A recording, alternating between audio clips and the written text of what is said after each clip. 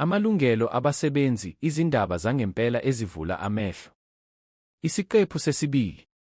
Uma umqashi engayilandeli imithetho yokuqashwa, yini okumele uyenze? Sethulwa yi. Singumkhonto wabasebenzi. Inhlangano yomkhonto wabasebenzi. Sanibonani basebenzi baseNingizimu Afrika. Namuhla sizokhuluma ngenye yezinkinga ezivame kakhulu ezibhekene nabasebenzi abaningi.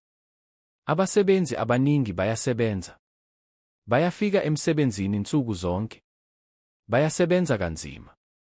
Kodwa umqashi akawulandeli umthetho. Abanye abasebenzi abawatholi amaphepha amaholo. Abanye abazi noma babhalisiwe yini esikhwameni sabangasebenzi.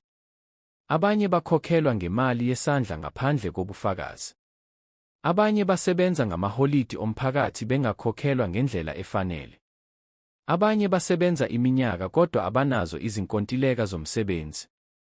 Abanye abanikwa amaholidi abo okuphumula.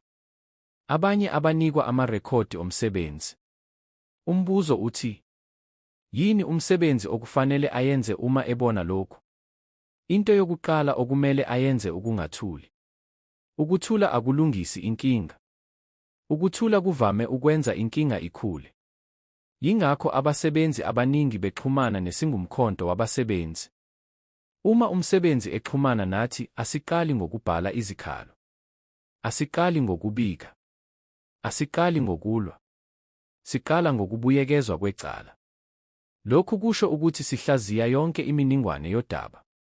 Sibheka ukuthi yimaphi amalungelo angase aphuliwe. Sibheka ukuthi yimaphi amadokhumenti akhona. Sibheka ukuthi yimaphi amadokhumenti angekho. Sibheka ukuthi yimaphi amathuba omsebenzi okuvikela amalungelo akhe. Ngemuva kwalokho sakha indlela yokusebenza. Kwezinye izimo siqala ngokusiza umsebenzi ukuthi aqoqe ubufakazi. Kwezinye izimo sisiza abasebenzi abaningi ukuthi bahlangane ndawonye. Kwezinye izimo kusetshenziswa izincwadi zokufuna ukucaciselwa. Kwezinye izimo kusetshenziswa izikhalo ezisemthethweni. Kwezinye izimo kucelwa ukuhlolwa kwendawo yokusebenza. Okubalulekile ukuthi yonke into yenziwa ngendlela ehlelekile. Basebenzi, nazi ezinye zezinkinga ezivame ukutholakala. Ukungakhishwa kwamaphepha amaholo. Ukungabhaliswa esikhwameni sabangasebenzi. Ukungagcinwa kwamarekhodi omsebenzi. Ukungakhokhelwa amaholidi omphakathi ngendlela efanele. Ukungakhokhelwa amaholidi okuphumula. Ukungabi khona kwemibhalo ecacisa imigomo yokuqashwa.